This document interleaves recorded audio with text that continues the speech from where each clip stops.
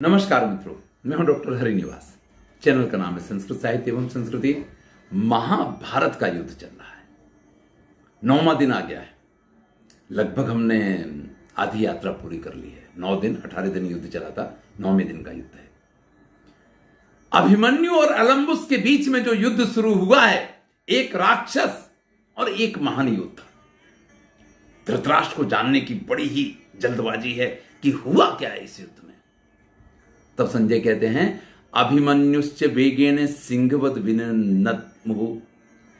अलम्बुस ने जब द्रौपदी के 5 पुत्रों को घायल करके जोर से गर्जना की है, तो उसके सामने पहुंच करके अभिमन्यु उसके ऊपर प्रहार करता है और जोरदार गर्जना करता है। अभिमन्यु के उस सिंहनाद को सुन करके और अभिमन्यु के उन प्रहारों से अलम्बुस पूरी तरीके से घबरा जाता है। मायावी राक्षस श्रेष्ठ, लेकिन वो मायावी है। आपको याद होगा कि उसने इरावान के साथ भी माया का प्रयोग किया था। उसी माया का प्रयोग करता है। दिव्यास्त्रश्चैव फाल्गुनी, लेकिन अभिमन्यु के पास भी दिव्यास्त्र हैं। एक तरफ माया का प्रयोग होता है और एक तरफ दिव्यास्त्रों का प्रयोग होता है। दोनों के बीच में भयंकर युद्ध हुआ है। जब अलम्बुस ने देखा कि अभिमन्यु के पराक्रम के सामने उसकी सेना का एक भी राक्षस नहीं टिक पा रहा है और बहुत बड़ी राक्षस सेना का अभिमन्यु ने यहां पे संहार किया है, तो सबको मरता देख करके प्रादुश्चक्रे महामायाम तामसीम परतापनम, तो उसने अत्यंत अंधकार चारों तरफ फैल जाए इस माया का प्रयोग किया है। महामाया का प्रयोग किया है, जिसमें सर्वत्र अंधकार व्याप्त हो गया है। कोई देख ही नहीं पाता है कि अभिमन्यु कहां है या कौन कहां है। तब अभिमन्यु उस माया को काटने के लिए उग्रम भास्करम शस्त्रम प्रयुक्तवान अभिमन्युश्च, अभिमन्यु ने उत्तम भास्कर अस्त्र का प्रयोग किया है।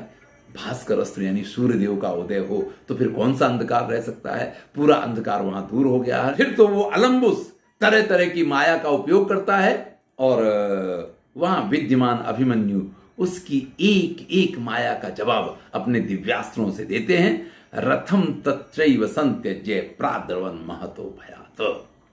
जब उसने देखा कि कोई माया काम नहीं करेगी, तो मायावी जो होता है उसके पास शक्ति नहीं होती है, उसके पास माया हुआ करती है।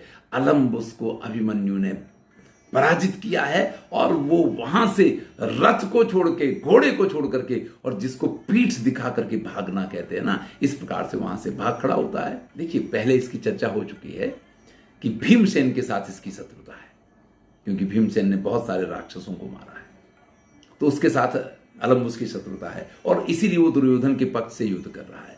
आज अभिमन्यु को एक अलग प्रकार के आनंद की प्राप्ति हुई है कि हमारे जो बड़े चाचा हैं उनके शत्रु को मैंने परास्त किया है। और उससे भी बड़ी बात यह है कि अपने भाई इरावान को जिसने मारा था उसको रणभूमि पराजित किया है। इसके बाद अभिमन्यु जब पूरी सेना का संहार करना शुरू करता है, तो पितामह भीष्म उसके सामने आ जाते हैं। जैसे ही पितामह भीष्म को वहां आते हुए देखा, आज साध रणे भीष्मम पुत्र पेप्सु अमर्षणा, तो धनंजय यानी अर्जुन भी वहां आकर के खड़े हो जाते हैं। क्योंकि इस पूरे युद्ध में ये देखा गया है कि अभिमन्यु जहां भी युद्ध कर रहे हैं, अर्जुन कहीं ना कहीं आसपास होते हैं और अभिमन्यु की रक्षा में हमेशा तत्पर भी रहते हैं। देखिए, मामा भी उसके पास में है और पिता भी पास में है, तो ऐसे अभिमन्यु के ऊपर कोई क्या बिगाड़ सकता है। अभिमन्यु के पराक्रम को देख करके, जैसे ही पितामह भीष्म ने अभिमन्यु के ऊपर आक्रमण किया है, अर्जुन वहां आकर के पहुंच जाते हैं और भीष्म के साथ अर्जुन का युद्ध शुरू होता है। जैसे ही भीष्म और अर्जुन सामने सामने हुए हैं, वैसे ही दुर्योधन ने आज्ञा दी है सभी अपने सैनिकों को और सभी योद्धाओं को कि जाकर के पितामह की रक्षा करनी है, क्योंकि बाकी का काम तो पितामह को करना है। इधर जैसे ही सारी सेना द्रोणाचार्य वगैरह को आते देखते हैं, आपको पता है कि सात्यकी हमेशा अर्जुन के सहायक रहे हैं, सखा हैं, शिष्य हैं, कृष्ण के अंगरक्षक हैं, तो वो वहीं थे। वो तुरंत ही उन योद्धाओं का सामना करने के लिए तैयार हो जाते हैं। सबसे पहले कृपाचार्य सामने हैं। कृपाचार्य सात्यकी को बीच में आया हुआ देख करके 9 बाणों से उनको घायल करते हैं। सात्यकी को अत्यंत क्रोध आ जाता है। वो तीव्र एक बाण ऐसा छोड़ते हैं कि हो सकता है कृपाचार्य की मृत्यु हो गई होती, लेकिन तभी अश्वत्थामा बीच में आकर के उस बाण को काट देता है। अब भाई कृपाचार्य और सात्यकी का युद्ध चल रहा था, अश्वत्थामा ने बीच में बाण को काटा तो फिर अश्वत्थामा और सात्यकी के बीच में युद्ध शुरू हो जाता है। वो उनको बाण मारते हैं, वो उनको बाण मारते हैं, क्योंकि दोनों परम पराक्रमी योद्धा हैं।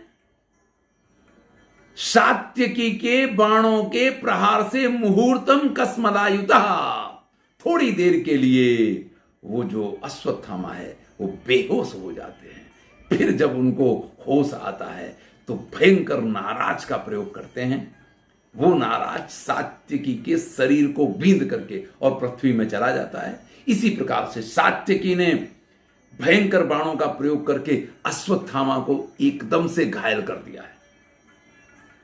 पूरा अश्वत्थामा बाणों से ढक गया है। ऐसी स्थिति में जैसे ही द्रोणाचार्य की नजर जाती है, दृष्ट्वा पुत्रम च तम ग्रस्तम राहुणैव निशाकरम, जैसे चंद्रमा को राहु ने ग्रस लिया हो, इस प्रकार से अपने पुत्र को सात्यकी के चंगुल में फंसा हुआ देख करके दौड़ करके अश्वत्थामा की रक्षा के लिए द्रोणाचार्य आ गए हैं और फिर सात्यकी और द्रोणाचार्य के बीच में युद्ध होता है। इस प्रकार से अर्जुन के पास तक कोई भी योद्धा भटक ना जाए, अर्जुन जहां युद्ध कर रहे हैं वो अपनी इच्छा के अनुसार युद्ध कर पाए। सात्यकी ने कृपाचार्य को, अश्वत्थामा को, द्रोणाचार्य को, सबको यहां रणभूमि में एक के बाद एक को पूरा पूरा मजा चखाया है। हम वैसे ये नहीं कह सकते कि कृपाचार्य हार गए, लेकिन अश्वत्थामा को अगर उनकी रक्षा के लिए आना पड़ा है तो कृपाचार्य का पराजय आपको स्वीकार करना पड़ेगा। और ऐसा नहीं कह सकते कि अश्वत्थामा हार गया, लेकिन गुरु द्रोणाचार्य को अगर ऐसा लगा है कि मेरे पुत्र के प्राण संकट में हैं, तो हमें यह स्वीकारना पड़ेगा कि यहां अश्वत्थामा का पराजय हुआ है। तब तक जब गुरु द्रोणाचार्य और सात्यकी के बीच में भयंकर युद्ध चल रहा है, अर्जुन देखते हैं कि सात्यकी काफी देर से लोगों के साथ युद्ध कर रहे हैं, तो स्वयं अर्जुन आगे आ जाते हैं और इस रणभूमि में आज गुरु और शिष्य के बीच में युद्ध शुरू हुआ है। न द्रोण समरे पार्थम जानीते प्रियमात्मना। संजय कह रहे हैं कि द्रोणाचार्य युद्ध करते समय ये बिल्कुल याद नहीं रखते हैं कि अर्जुन मेरा प्रिय शिष्य है। क्षत्र धर्मम पुरस्कृत्य पार्थो मां गुरु महावे। और क्षत्रिय धर्म का पालन करते हुए अर्जुन भी ये बात भूल जाते हैं कि ये मेरे परम प्रिय गुरु हैं। दोनों के बीच में भयंकर युद्ध हो रहा है। राजा दुर्योधन ने सुशर्मा को आज्ञा दी है कि द्रोणाचार्य की रक्षा के लिए जल्दी से वहां पहुंचो। ऐसे में सुशर्मा अपनी पूरी सेना को लेकर के वहां आ जाता है। आपको याद होगा कि पहले भी सुशर्मा और अर्जुन के बीच में भयंकर युद्ध हुए हैं। सुशर्मा की सेना का यहां अर्जुन जब संहार शुरू करते हैं तो पूरी सेना को सुशर्मा ने यह आज्ञा दे दी है, कुछ भी हो, एक भी योद्धा यहां से पीठ दिखा के नहीं भागेगा। तो सभी अपने प्राणों की बाजी लगा करके वहां अर्जुन के ऊपर एकदम से आक्रमण करते हैं। अर्जुन जब इस स्थिति को देखते हैं तो वायव्यास्त्र का प्रयोग करते हैं। दिव्यास्त्र धारी है ये लोग। वायव्यास्त्र का प्रयोग का अर्थ है कि सारी सेना में आंधी तूफान जैसा आ गया, सेना उड़ने लग जाती है। तब गुरु द्रोणाचार्य देखते हैं कि हाँ भाई, हमारे शिष्य ने एक पराक्रम दिखा दिया है। तब वो पर्वतास्त्र का प्रयोग करते हैं और गुरु द्रोणाचार्य के पर्वतास्त्र के प्रयोग के कारण वो वायव्यास्त्र जो है, क्योंकि वायव्यास्त्र जो है वो और सब चीजों को तोड़ा सकता है। न पादपोन्मूलन शक्ति रंगा सिरोचय मूर्छति मारुतस्य। कालिदास ने लिखा है कि वृक्षों को उखाड़ के फेंक देने की शक्ति रखने वाला पवन जो है वो पर्वतों को नहीं उखाड़ पाता है, इसलिए पर्वतास्त्र का प्रयोग किया गया है। द्रोणाचार्य के द्वारा छोड़े गए उस पर्वतास्त्र के कारण फिर से सारी सेना वहां पे स्थित हो पाई है। इधर भीमसेन जो हैं वो भगदत्त और सुरतायु की जो गज सेना है उसके बीच में पहुंच गए हैं। भीम को तो जैसे ही हाथियों की सेना दिखाई देती है वहां उनका पराक्रम जाग जाता है। श्रेष्ठो गदाम गृह्य, अपनी गदा को हाथ में लेकर के अवप्लुत्य रथात तूर्णम, और रथ पे से कूद जाते हैं और सेना के बीच में घुस जाते हैं। फिर तो सभी महावतों ने मिलकर के उन हाथियों से भीम को चारों तरफ से घेर लिया है। सब जब भी भीम को इस प्रकार से देखते हैं तो उनको लगता है कि आज हम इतने सारे लोग हैं, इस भीम को बस में कर लेंगे। लेकिन वही क्षण तो भीम को जरूरत होती है। भीम इसी चीज की प्रतीक्षा कर रहे होते हैं कि सब लोग मुझे घेरें, मुझे कम दौड़ना पड़े और जितने मेरे पास आते जाएं। और फिर तो भीम किसी हाथी की सूंड पकड़ के, अगर सूंड पकड़ में आ गई तो इतना घुमाते चले जाते हैं कि वो पूरा हाथी, उसके ऊपर बैठा हुआ राजा या जो कुछ है वो सब पलटी खाकर के गिर जाए। और जब तक हाथी मर नहीं जाएगा तब तक तो उसकी सूंड छूटेगी नहीं। और नहीं मरा तो गदा तो दूसरे हाथ में है ही, उसका प्रहार करते हैं। और बहुत बड़ी गज सेना का यहां संहार किया। जब वो हाथी बड़ी तरीके से चिंगाड़ने लग जाते हैं, छटपटाने लग जाते हैं, प्रादवंत दिशो राजन ब्रमुदंता स्वकम बलम, फिर अपनी ही सेना का संहार करते हुए वो पूरी हाथी सेना फिर से आज वहां से भाग खड़ी हुई है। हम आज के इस युद्ध को देख रहे हैं तो हमें तीसरे चौथे दिन के युद्ध में जो भयंकर युद्ध हुआ था, आज फिर से उसी युद्ध के दर्शन हो रहे हैं। दोनों पक्ष की सेनाएं घमासान युद्ध कर रही हैं। ऐसा लगता है कि जैसे ये युद्ध नहीं पर एक नदी है, जो खून की नदी बह रही है। ये युद्ध पराकाष्ठा पे है। वो लिखते हैं कि अस्थि संघात संवादा, जो नदी में कुछ पत्थर वगैरह बहते होते हैं ना, यहां लोगों की हड्डियां उस खून की नदी में बहती हुई जा रही हैं। केस शैवाल शाद्वता, और बाल रूपी घास है। रथ हृदा, जो रथ हैं वो इसके बड़े बड़े गड्ढे हैं। फिर अपने युद्ध पे आते हैं। अर्जुन ने सुशर्मा की बहुत बड़ी सेना को अनेत प्रेत राजस्य सदनम सायक हिशितई, अपने बाणों से यमराज के लोक में पहुंचा दिया है। जब चारों तरफ हाहाकार मच जाता है, सुशर्मा की सेना पहले भी भाग के पितामह भीष्म के पास पहुंची थी, आज भी सारी सेना पितामह भीष्म के संरक्षण में पहुंचती है।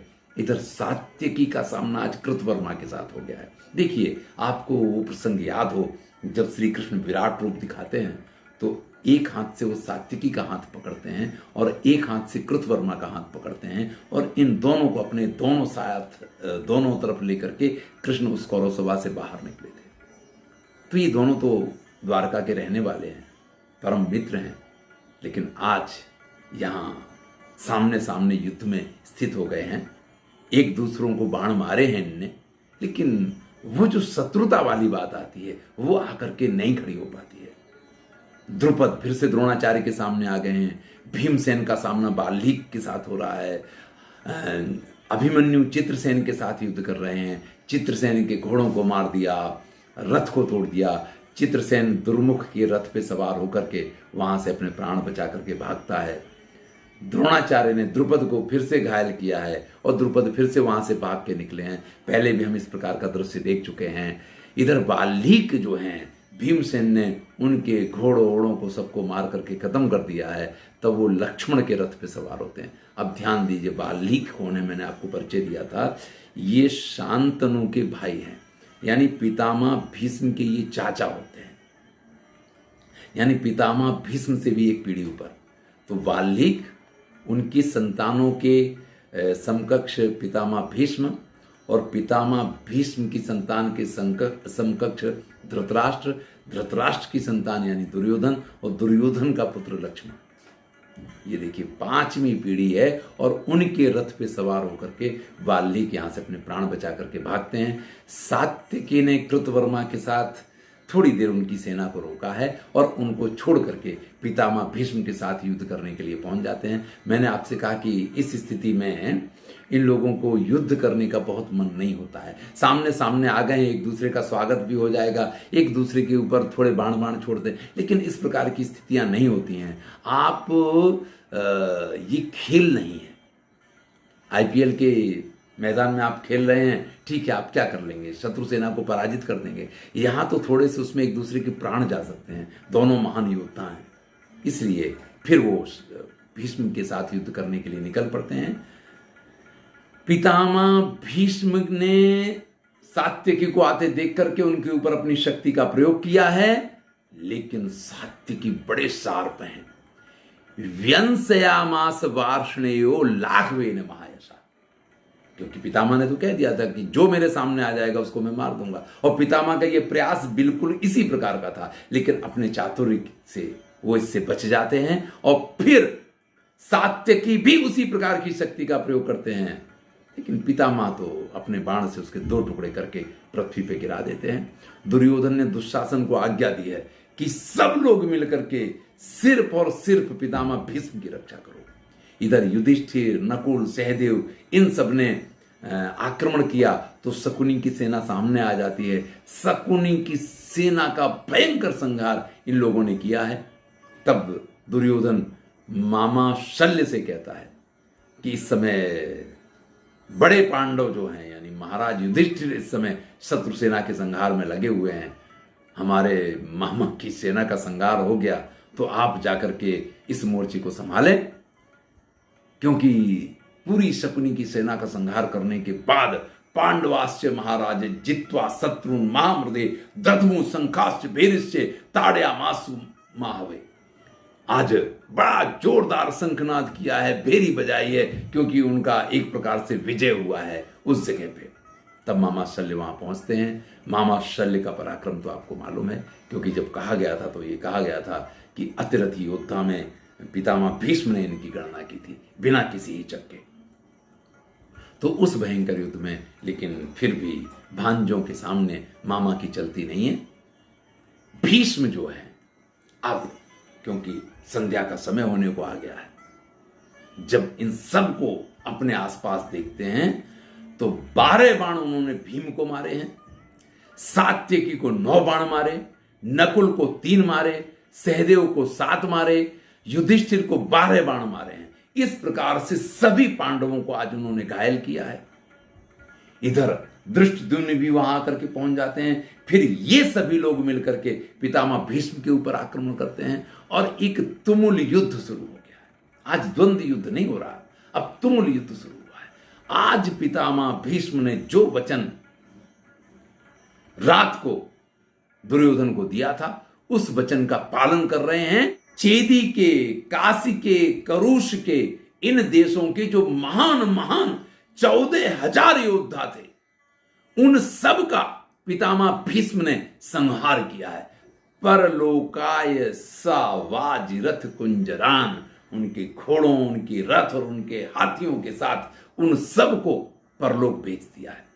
पितामह भीष्म के इस पराक्रम को देख करके वहां जितने लोग हैं, हतारोहा गजाराजन हयास्य हतसादिना निपतंत गत प्राणा सतशोत सहस्त्रसा, चारों तरफ हजारों लोग, कोई मर के घोड़े के ऊपर पड़ा हुआ है, कोई हाथी पे बैठा है वहीं के वहीं मर गया है, हाथी जहां जाए वहां जा रहा है, रथ का जो महारथी है वो भी मारा गया है, सारथी है वो भी मारा गया है, और घोड़े रथ को लेकर के भागते चले जा रहे हैं।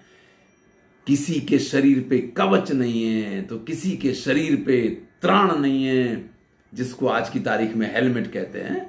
बाल खुले हुए हैं, इधर से उधर पूरी सेना में भगदड़ मच जाती है। पितामह भीष्म ने जो कहा था उस प्रकार के पराक्रम का प्रयोग किया है। ऐसे में श्री कृष्ण अर्जुन से कहते हैं, अयम सा काला संप्राप्ता पार्थ यह कांक्षित स्तव। आज वो समय आकर के पहुंच गया है अर्जुन, जिस समय की तुमने कामना की थी। अगर तुम मेरी बात मानते हो और तुम्हारे मन में किसी प्रकार का मोह नहीं है तो इस समय इन पितामह के ऊपर अपनी संपूर्ण शक्ति का प्रयोग करो।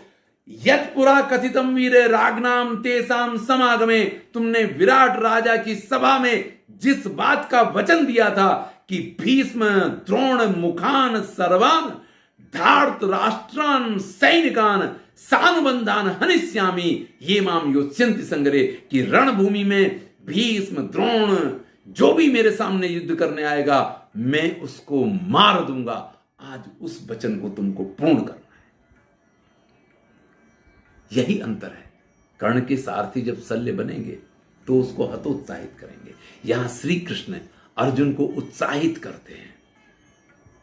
एक बार तो अर्जुन कहते हैं, अबध्यानाम बधम कृत्वा राज्यम नरकोत्तमो, भाई जिनको नहीं मारा जा सकता इन लोगों का वध करके राज्य मिलेगा तो राज्य भी नरक के समान है।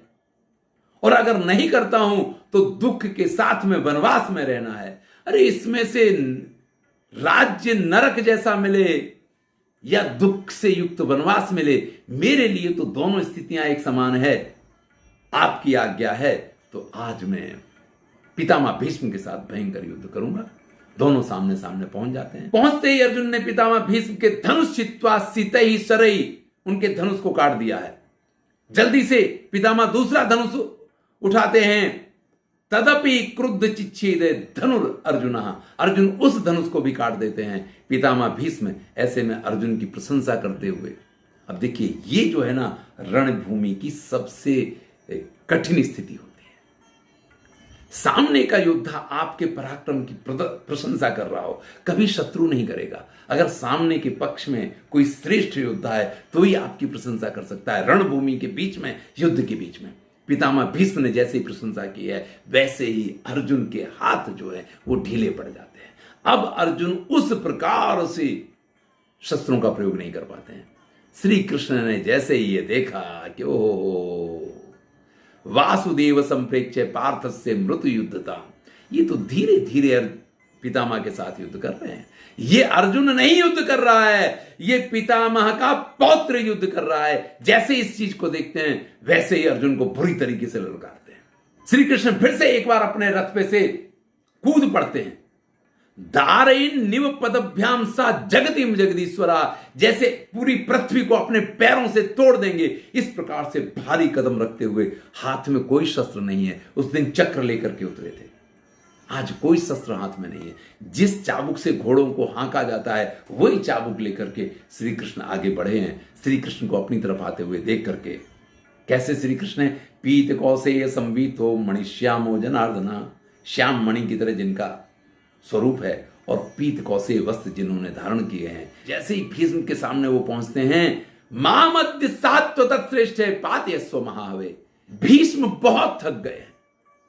वो चाहते हैं कि इस रणभूमि में कोई मुझे मार दे, इसीलिए आज उन्होंने इस प्रकार का आतंक फैलाया है। वो श्री कृष्ण से कहते हैं मामद्य सात्व तत्श्रेष्ठ पातयस्व महावे, आज इस रणभूमि में तुम मेरा संहार कर दो। तुम्हारे हाथ से अगर मैं मारा गया तो मेरा ये लोक और मेरा परलोक दोनों सुधर जाएंगे। संभावितोस्मि गोविंदे त्रैलोक्य नाद्य संयुगे, प्रहरस्व यथेष्टम वै दासोस्मि तव चानक। जैसे आपको मुझे मारना है, जिस तरीके से आपको मुझे मारना है, मैं मरने के लिए तैयार हूं। मैं आपका दास हूं। आज आप इस रणभूमि में मेरा वध कीजिए। फिर से अर्जुन दौड़े हैं, उनके चरण पकड़े हैं, फिर से उनको रथ के ऊपर बिठाया है। फिर से उन्होंने वचन दिया है कि आज के बाद ऐसी स्थिति दोबारा नहीं आएगी, लेकिन आप अपने वचन को मत तोड़ो। श्री कृष्ण फिर से रथ के ऊपर आ गए हैं। अर्जुन ने युद्ध प्रारंभ किया है, लेकिन भीष्म का पराक्रम आज पराकाष्ठा पे है। तब तक संध्या हो जाती है। तत्तो वहारम सैन्यानाम चक्रे राजा युधिष्ठिरा, महाराज युधिष्ठिर ने जल्दी से संध्या काल होने के साथ ही युद्ध समाप्ति के लिए शंखनाद किया है। इस प्रकार से आज पांडवों की सेना का सर्वतोमुखी पितामह भीष्म के हाथों पर पराजय हुआ है। बड़ी चिंता करते हुए युधिष्ठिर अपने भवन की तरफ चले हैं। इस पूरी कथा को हम अगले वीडियो में देखेंगे। मैं हूं डॉक्टर हरिनिवास और चैनल का नाम है संस्कृत साहित्य एवं संस्कृति। महाभारत का युद्ध चल रहा है, आनंद लीजिए। अगर आप देख पा रहे हैं तो ये मेरा